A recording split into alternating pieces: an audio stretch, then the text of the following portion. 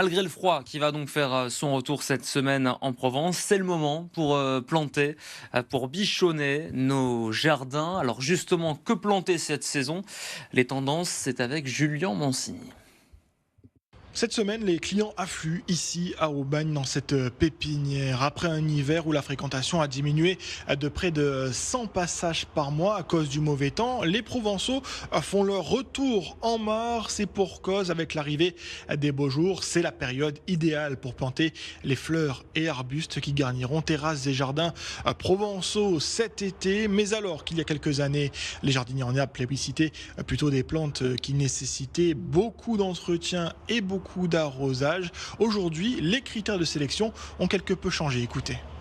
De plus en plus, les clients vont me demander des plantes et des arbustes qui vont demander le moins d'entretien possible et le moins d'eau possible. Parce que chaque année dans notre région, on a des restrictions d'eau et les gens sont en galère pour arroser leur jardin et leur terrasse. Du coup, ils me demandent plein de conseils pour arriver à moins arroser et surtout les plantes qui vont résister à tout ça, c'est-à-dire à la chaleur, au vent, aux sécheresses du mois d'août. Voilà.